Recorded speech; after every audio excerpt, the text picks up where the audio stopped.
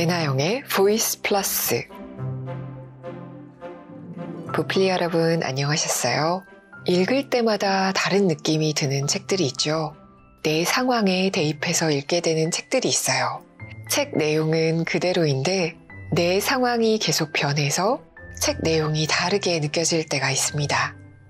2024년을 마무리하고 25년을 계획하는 이때 세이노의 가르침 이어서 읽어볼까 합니다.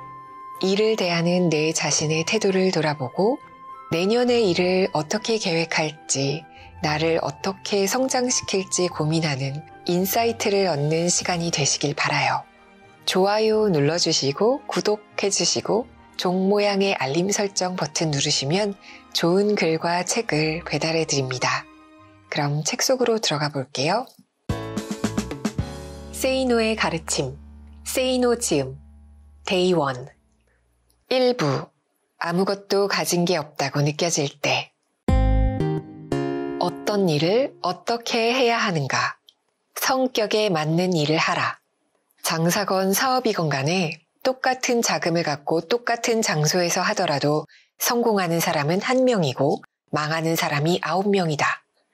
또한 장사는 위치가 제일 중요하다고들 하지만 아무리 좋은 장소라 할지라도 망하는 사람이 반드시 있기 마련이다. 어설픈 이론이지만 나는 인간이 하는 일을 오직 4부류로 나눈다. A. 사람을 상대로 하는 일. B. 기록된 것을 상대로 하는 일. C. 무생물을 상대로 하는 일. D. 몸으로 하는 일. 물론 무슨 일에서든지 D에서 언급된 몸은 필요하다.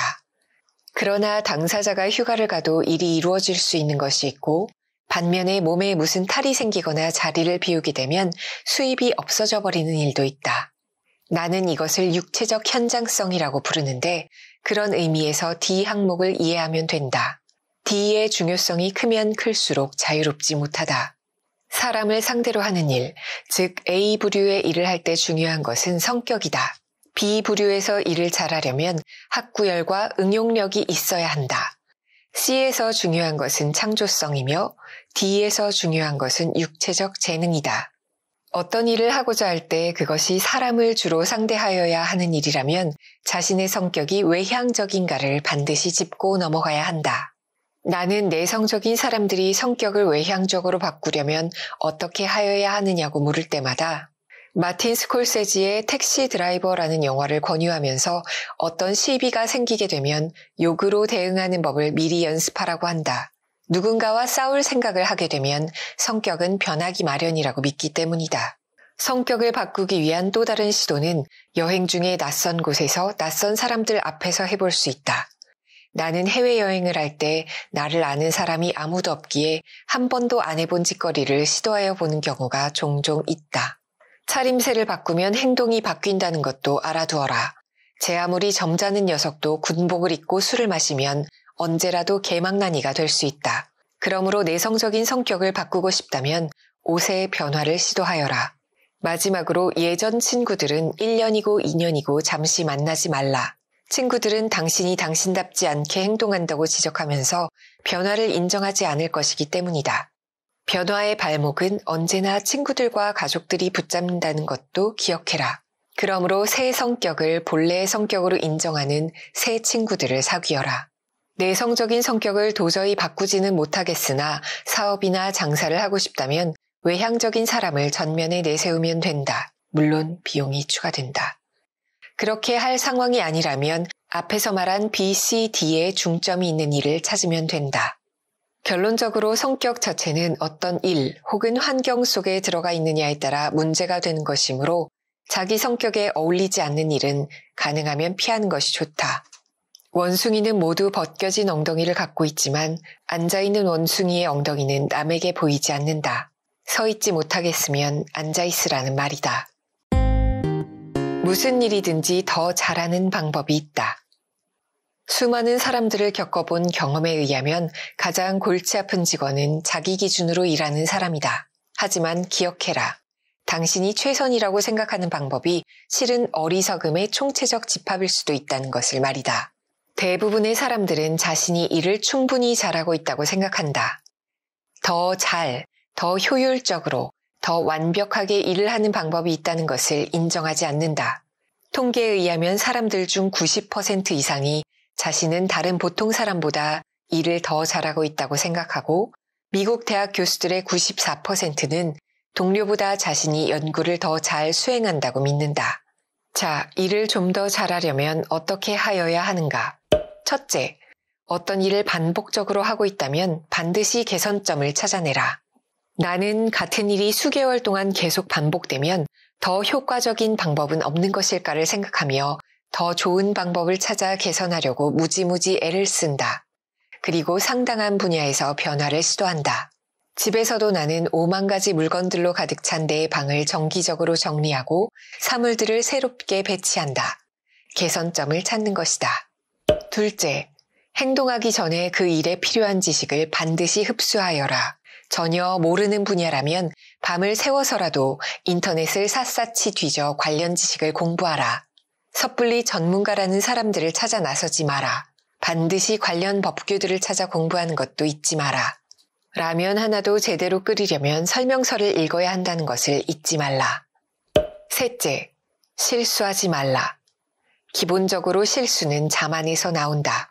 실수하지 않으려면 체크리스트를 반드시 만들어 책상 위에 붙여놓고 그 일을 할 때마다 확인하라.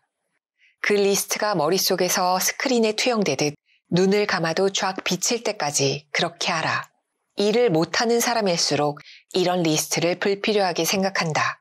이미 안다고 생각하는 자만에 빠져 있다는 말이다. 넷째, 효율적으로 일해라.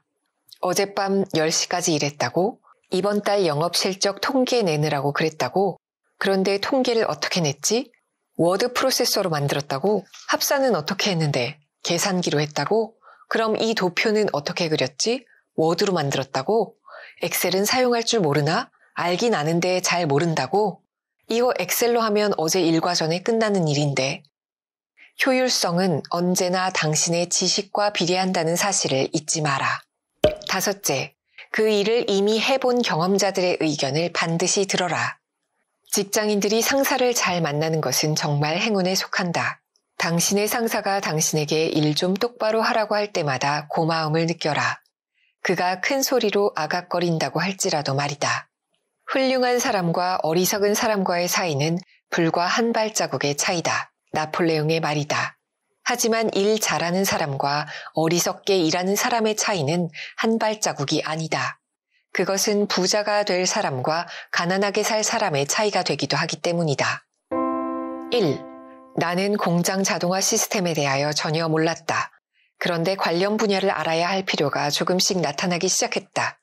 나는 내가 먼저 이해하기 전까지 하청을 주지 않는다. 엔지니어들은 실제 소요치보다 오버 디자인된 제안을 하는 경향이 있기 때문에 불필요한 고가 장비가 장착되기 쉽다. 나는 먼저 공장 자동화 관련 잡지들을 구독하기 시작했다. 전자신문은 이미 10년 넘게 구독하여 왔다. 잡지나 신문에 실린 광고를 보고 업체에 전화를 하여 이것저것 물어도 보았다. 자동화 종합 전시회도 구경하고 참가 업체들을 귀찮게 하면서 카탈로그들도 모았다. 공구상가는 물론 전자상가 지하 1층도 직접 기웃거렸다. 이런 일들을 지난 6개월간 간간히 했다. 그리고 지난 6일간 집중적으로 축적된 자료들을 본격적으로 검토하는 한편 인터넷 검색에 매달리며 지식을 총정리했다. 나는 내일 아침 지방으로 출장을 갈 예정이다. 그리고 그곳에서 자신 있게 방향을 제시할 수 있다. 가장 저렴한 방식이 무엇이며 어떻게 일을 시작하여야 하는지를 말할 수 있다는 말이다. 2. 어떤 새로운 일을 하려고 한다면 반드시 그 분야에서 발행되는 잡지와 신문을 모두 찾아내 6개월 이전부터 구독하라. 돈이 없으면 물론 도서관에 가라. 헌책방에서 잡지의 과오로를 1년치 사서 읽어보는 것도 좋은 방법이다. 과오로를 사는 것은 내가 아주 즐겨 쓰는 방법이다. 예전에 3륜 용달차가 있었던 때 나는 헌 잡지들을 2대 분량이나 산 적도 있다. 이런 일은 하지 말아라. 찰리 채플린의 모던 타임스에서 채플린이 그리는 현대는 냉혹하다. 주인공 찰리는 작업대에서 컨베이어 벨트가 실어온 제품에 나사를 조이는 일을 한다. 그는 눈앞에서 벌이 날아다녀도 기계에서 손을 떼지 못한다. 그의 손이 조금만 늦어도 전체 작업이 엉망이 되기 때문이다. 쉴 새 없이 나사를 조이던 그의 두 손은 작업대를 떠난 후에도 자동으로 움직인다. 자본가는 노동자들의 점심시간도 아까워 작업 중에 급식할 수 있는 자동 급식 기계를 설치한다. 고장난 기계는 그를 거대한 기계의 흐름 속에 빠져들어가게 만든다. 자동화로 인해 실직자가 대량 생산되고 굶주림 때문에 빵 하나를 훔치는 사람도 있고 시위를 하다가 총에 맞는 사람도 생겨난다. 이 영화에 대한 먹물들, 교수, 기자 등등의 평가는 대체로 다음과 같다. 자본주의 사회의 비인간적 모습과 전체주의의 획일적 통제에 대한 날카로운 비판을 통해 궁극적인 인간의 가치가 무엇인지를 생각하게 하는 영화. 대중사회에서 소멸되어가는 인간성을 고발하고 물질 문명이 가져오는 속도 전쟁과 효율 우선주의에 대한 비판을 그린 영화. 이 영화를 20대에 우연히 보고 먹물들의 평가도 들었을 때 내가 가진 의문은 다음과 같았다. 맞다. 동의한다. 내가 태어나기 무려 20년 전의 영화이지만 여전히 미래의 내 모습을 보여주는 것 같아서 살이 떨린다. 그렇지만 그래서 어떻게 살아야 한다는 거냐? 너희들이야 그런 비평을 하면서 먹물로 먹고 사니 그렇다 치더라도 나는 무슨 일을 하며 살아야 인간성을 잃어버리지 않는다는 거냐? 주인공이 또 다른 세상을 찾아 떠나는 모습에서 그저 언젠가는 아름다운 세상이 오려니 하는 희망을 배우라고? 그렇게 말하기만 하면 장땡이냐?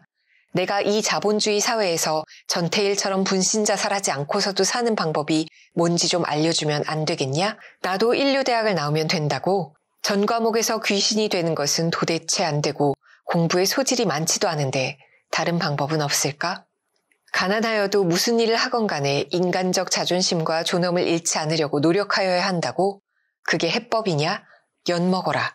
산업혁명 이후 인류는 1908년 헨리 포드가 자동차 대량 생산을 위해 설치한 거대한 컨베이어 벨트 앞에 서게 되었다. 자신이 기계화되는 것에 회의를 느낀 노동자들이 공장을 떠나자 포드는 임금을 단번에 2배로 올리기도 했고 그 덕에 미국에서는 중산층 노동자 계층이 생겨나기도 했다.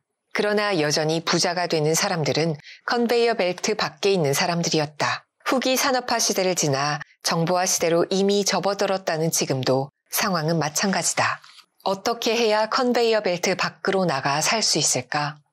나는 자본주의 체제에서 당신이 노력을 아무리 해도 대가를 남들보다 더 크게 얻기는 어려운 일들을 컨베이어 벨트 앞에서의 일들로 간주한다. 자격증이나 경험 혹은 기술적인 지식이 필요하거나 두뇌를 써야 하는 일이라 할지라도 개 중에는 컨베이어 근처에 머무는 일들이 있음을 알아야 한다.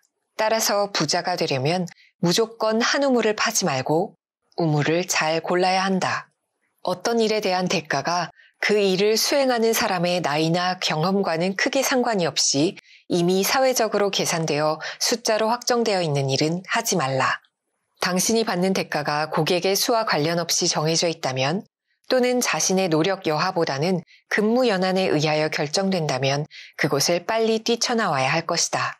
일한 대가가 노동시간의 양과 비례하기만 하는 일 중에는 금으로 만든 컨베이어 벨트 앞에 서 있는 일도 있기는 하지만 부자가 되어 경제적, 육체적 자유를 얻을 수 있는 효율적인 일은 결코 아니다. 명심할 사실은 형태는 컨베이어 벨트 앞의 일처럼 보이지만 본인의 생각에 따라서는 컨베이어 벨트 밖으로 빠져나갈 수 있는 일들도 많다는 것이다.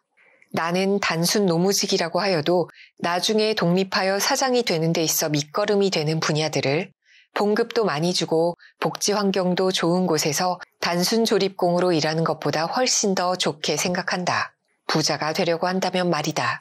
하나 더 첨언한다면 직업을 선택할 때 백만장자들의 현재 직업을 그대로 따라하는 어리석음은 절대 갖지 말라. 그들이 현재 일을 하기까지에는 그 전에 초라한 단계들이 있음을 명심하라. 추신, 배달 일은 어떨까? 다른 일을 할 수 있는 기회가 주어지지 않는 경우에는 아무 일이나 하라는 것이 내가 주는 지침이다. 보수가 마음에 차지 않는 경우 중요한 결정 요소는 그 일을 통해 경험적으로 축적되는 지식이 어떤 것이고 스스로 그 지식을 배가시킬 수 있는가이다. 아무 일이나 재미있게 하라. 많은 부자들은 일하는 것이 취미라고 말한다. 재미있게 즐긴다는 뜻이다. 미국의 백만장자들 중 86%는 나의 성공은 내 일과 직업을 사랑한 결과라고 공통적으로 말한다. 투자를 잘해야 부자가 된다는 말에 현혹되지 말라.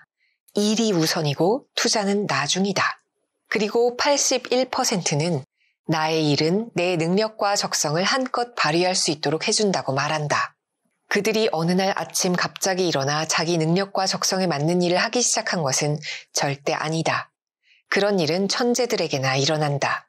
백만장자들이 일을 택하게 된 동기는 그저 우연한 기회 29%, 시행착오 27%, 예전 직업과의 관련성 12%, 이전 고용주가 놓친 기회 7% 때문이다. 어쩌다 하게 된 일이 시발점이 되어 돈을 벌었다는 뜻이다. 진실은 이것이다. 백만장자들은 어떻게 하다 보니까 하게 된 일에서 기회를 포착하고 그 일을 사랑하고 즐김으로써 능력과 적성을 한껏 발휘할 수 있는 일로 바꾸어 버렸던 것이다. 정말 그것이 부자들의 진실이다. 현대그룹 창업주 고 정주영 회장이 적성을 찾아 쌀가게 점원을 시작한 것도 아니고 빌 게이츠가 적성에 따라 컴퓨터를 배워야겠노라 사전에 굳게 결심한 것은 절대 아니라는 것을 명심해라. 질문. 진짜 부자들이 일찍 은퇴하는 것을 본 적 있는가? 환갑이 아니라 70세, 80세, 아니 건강이 허락하는 한 죽을 때까지 일에서 손을 완전히 놓지 않는 사람들이 부자들이다. 젊어서 돈을 벌어놓은 뒤 은퇴를 해? 그런 생각을 한다는 것 자체가 일이 재미없다는 뜻이다. 그렇게 일을 즐기지 못하는 사람이 부자가 될 수 있다고? 그것도 젊어서 부자가 되어 은퇴를 한다고? 투자를 잘해서? 무슨 돈으로 투자를 한단 말이냐? 나도 20대에는 그런 생각을 했다. 그리고 실제로 39살에 평생 먹고 살 만한 재산이 모인 것 같아 은퇴 시도를 했는데 곧 다시 손에 일을 잡았다. 왜 그랬을까? 일하는 재미를 대체할 만큼 매력적인 것을 찾지 못했기 때문이다. 중요한 것은 어느 분야에 발을 내밀든 간에 나는 당신이 상상할 수 있는 정도 이상으로 그 분야에서 귀신이 되고자 노력을 하였다는 점이다. 우선 무슨 일에 뛰어들든지 간에 모든 관련 지식을 책을 통해 공부하는 것은 언제나 필수였다. 명심해라. 내가 믿고 있는 원칙은 단 하나. 모르면 괴롭고 알면 즐겁다는 것이다. 학창시절을 돌이켜 생각해봐라. 누구나 자기가 잘하는 과목은 공부에 재미를 느끼지만 잘 못하는 과목은 정말 지겨워한다. 무엇인가를 잘하면 재미를 느끼기 마련이고 잘 못하면 재미고 뭐고 없지 않겠는가. 즉 재미를 느끼느냐는 것과 잘하느냐 못하느냐 하는 데에는 비례관계가 있는 것이다. 무엇인가를 잘 한다는 것은 그것에 대하여 많이 알고 있기에 가능하며 잘하니까 재미도 생기는 것이다. 왜 사람들은 일을 재미나게 하지 못하는 것일까? 자기가 좋아하는 일을 하지 않기 때문이 아니라 일을 완전히 알려고 노력하지 않기 때문이다. 심지어 전문직 종사자들도 면허증이나 자격증 하나를 따면 더 이상 공부를 하지 않는다.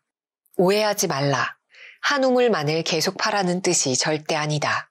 처음부터 가까이 가서는 안 될 우물이 아니라면 어느 우물이건 그 우물 주인처럼 생각하고 행동하라. 그 구조체와 흐름을 완전히 파악하여야 하며 거기에 필요한 모든 지식을 스펀지처럼 흡수해 나가야 한다. 물론 근무 중에는 배울 시간이 별로 없을 것이다. 때문에 일과 후의 시간들을 몽땅 바쳐야 한다. 어느 한 분야에서 귀신이 되는 사람은 다른 일을 해도 중복되는 부분이 반드시 있기 때문에 남들보다 빠른 시간 안에 귀신이 된다. 이런 말을 들은 적이 있다. 3번은 질리고 5번은 하기 싫고 7번은 짜증이 나는데 9번째는 제가 잡힌다. 제가 잡힌다는 말은 일에 리듬이 생겨 묘미가 생긴다는 말이다. 즉 피곤을 가져오는 노동이 더 이상 아니고 재미를 느끼게 되는 단계인 일이 되게 된다는 말이다. 일을 특출나게 잘하는 것이 바로 제가 잡히는 수준이며 그것이 투자보다 우선한다는 가르침을 잊지 말라. 허드렛 일부터 제대로 해라. 왜 사람들은 허드렛 일을 우습게 여길까? 나보다 못한 사람들이 해야만 하는 일을 그들보다 훨씬 잘난 내가 한다는 것은 말이 안 된다고 생각하기 때문 아닐까? 커피 하나도 제대로 타려면 만만한 일이 아니다. 커피의 종류에 대해 배웠다고 끝나는 것이 아니다. 인스턴트 커피도 어떻게 타느냐에 따라 향이 다르다. 그뿐만이 아니다. 커피를 타다 주는 사람들 각각의 기호, 커피와 설탕과 크림이 어떤 식으로 배합되어야 하는지를 기록해야 할 것이다. 그 기록한 것을 탕비실에 붙여놓아 다른 사람이 그것을 보고 누구에게 어떻게 커피를 타다 주어야 하는지를 알 수 있어야 한다. 커피, 설탕, 크림이 한 달에 얼마나 소요되는지 통계로 만들어 현재 이러이러한데 이것을 저러저러하게 개선시켰으면 좋겠다고 말해야 한다. 종이컵을 사용하여 비용이 많이 드니 개인 머그컵을 준비하자고 하면 어떨까? 복사는 어떨까? 입사 몇 개월이 되었는데도 복사기는커녕 자기 책상 위에 놓인 전화기에 붙어있는 여러 버튼들의 기능조차 제대로 파악하지 못하는 직원들이 대다수이다. 나는 신입사원들이 먼저 고참 사원들에게 복사기 사용 설명서나 키폰 사용 설명서를 달라고 하는 경우가 없다는 것을 경험적으로 안다. 팩스는 또 어떤가? 팩스 기기에 달린 버튼들에 대해 완벽하게 알려고는 아예 하지도 않는다. 상대방이 팩스를 받았을 때 어떻게 보일 것인지 미리 생각하며 보내는 직원 역시 100명 중 1명꼴밖에 되지 않는다.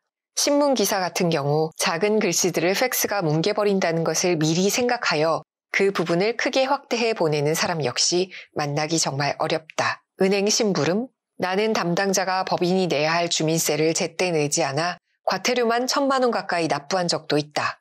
과태료는 법인에서 세전 비용으로 처리할 수 없다. 때문에 과태료 1,000만 원을 납부하였다는 말은 그 1,000만 원에 해당되는 법인세와 주민세마저 추가로 납부하게 된다는 의미이므로 1,000몇백만 원을 손해보게 된다. 애인 생일보다 더 중요한 것이 세금 납부일자라는 것을 알면서도 은행 심부름을 하찮게 여겨 생긴 결과이다. 허드렛 일에서 생겨난 잘못은 종종 회사에 큰 손해를 끼치지만 담당자들은 기껏해야 심할서를 쓰거나 죄송합니다라고 말하기만 한다. 그러면서도 허드렛 일 하려고 취직한 것은 아니라고, 그런 작은 것 하나 귀신처럼 하지 못하는데 더 큰 일을 달라고? 웃기지 마라. 일본 교토에 있는 일본 전산의 사장은 청소도 하지 못하는 사람이 신제품을 생산하는 것은 불가능하다고 말한다. 정말 그렇다. 청소 하나 제대로 못하는 사람이 무슨 다른 일을 할 수 있단 말인가. 주 5일제 근무 좋아하지 마라. 주 5일 근무를 좋아하는 사람들이 참 많다. 하지만 말이다. 만일의 말이다. 당신은 다른 사람들 역시 이틀이나 되는 주말을 당신처럼 재충전 내지는 삶의 질 향상이라는 명목으로 쉬면서 보낸다고 생각하지만 사실은 그들 중 일부는 자기 개발을 위해서 그 주말의 황금 시간을 거의 모두 바치면서 일과 관련된 능력과 지식을 독하게 향상시키고 있다면, 그리고 그런 노력이 2년 정도 지속되면 어떻게 되는지 아는가? A는 주 5일제가 시행되자 1년에 약 100일씩 2년 동안 독하게 노력해왔다. 2년 동안 그가 투자한 시간은 하루 10시간씩 2000시간이다. 반면 B는 주말과 각종 공휴일에 삶의 질을 따지며 놀면서 혹은 쉬면서 보내지만 주중에 5일 동안 매일 1시간씩 지식 증가를 위해 투자하는 성실한 사람이다. B가 투자하는 시간은 1년에 약 250시간 정도 된다. A와 B는 처음에 비슷한 수준이었지만 2년만 지나면 각자의 역량에 엄청난 차이를 보이게 되고 사회로부터 얻게 되는 대가 역시 조만간 달라지게 된다. 그래서 주 5일 근무가 시작되고 10년 후가 되면 어떻게 되는지 아는가? B가 몇 년 동안 성실히 벌어야 하는 돈을 A는 1년 안에 벌게 된다. A는 10년 전 이미 2년을 희생하여 B 같은 사람들과의 지식 세월 격차를 이미 5년 이상으로 만들어 놓았기 때문에 이제는 느긋한 여유도 누린다. 이렇게 될 수밖에 없는 이유를 다른 비유를 통해 설명해 보겠다. 여기 두 나무가 있다. 하나는 2년 동안 그저 뿌리를 키우는 데만 전력을 다하여 아주 넓고 깊게 그 뿌리를 내렸다. 다른 하나는 같은 시기에 예쁜 새들과 대화도 하고 바람과 함께 호프집에서 노래도 부르며 보통의 다른 나무들이 하는 것만큼만 뿌리를 내렸다. 2년 후 전자는 뿌리가 깊고 많아서 쉽게 물을 흡수할 것이고 그 덕에 밑동이 상당히 굵어졌고 줄기도 굵다. 후자는 그저 다른 보통 나무들과 비슷하게 자랐다. 두 나무의 높이는 종자가 같으니 전자나 후자나 다름없을 것이며 열매 역시 아직은 없다. 그러나 그로부터 몇 년이 지나면 상황이 완전히 다르게 나타난다. 전자는 굵은 줄기와 넓고 깊은 뿌리를 통해 아주 쉽게 물을 흡수하고 그 물을 모든 잎새에 손쉽게 보내면서 많은 열매를 맺는다. 나무의 주인은 이 열매 잘 맺는 나무가 성장하는 데 방해가 되지 않도록 그 주변에 있던 다른 보통의 나무들은 땅에서 뽑아내 다른 곳에 이식한다. 다른 나무들은 자기도 그렇게 많은 열매를 맺어보려고 하지만 잎의 수도 적고 그나마 주변의 다른 보통 나무들의 뿌리와 얽혀 경쟁하면서 빈약한 뿌리로 물을 흡수해야 하기 때문에 하루에 겨우겨우 잎새에 물을 보낼 뿐이다. 내가 말하고자 하는 것은 20대에 먼저 한 사람이 30대에 하는 사람보다 유리하고 30대에 먼저 한 사람이 40대에 하는 사람보다 유리하다.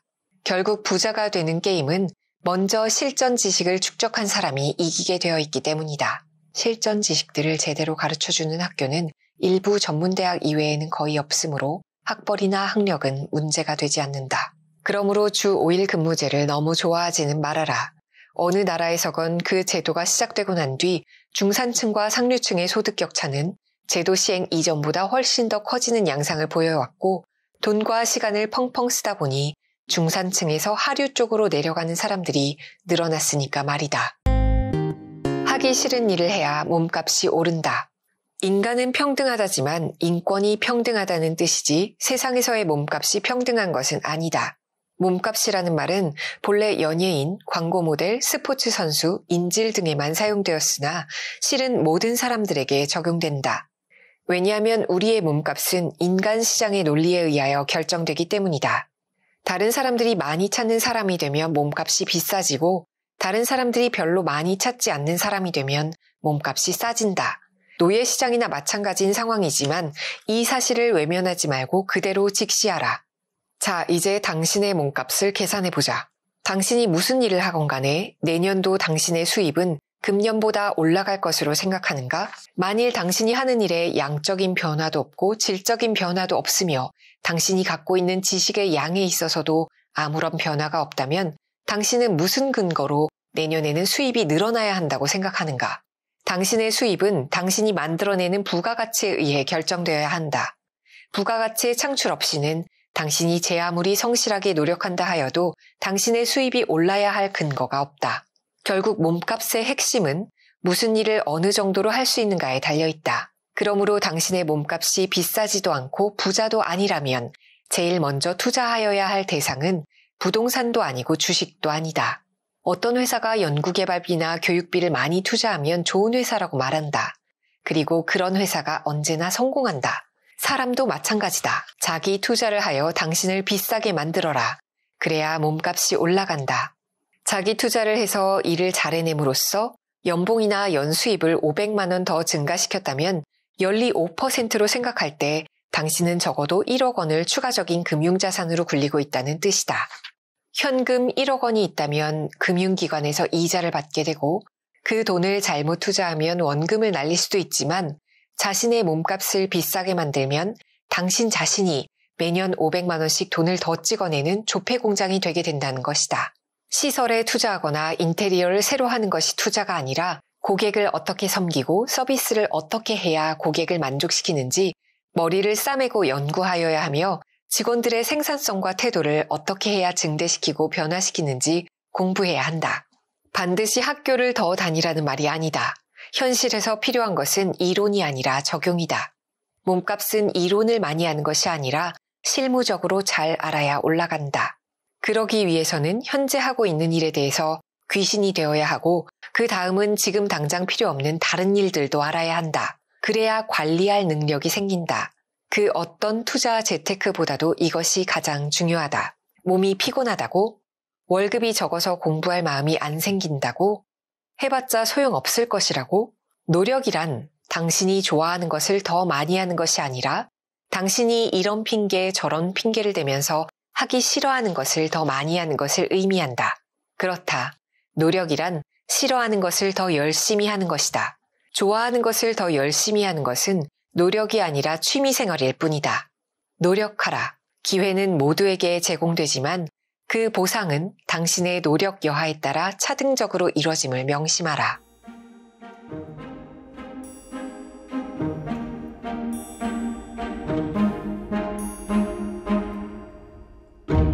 배나영의 보이스 플러스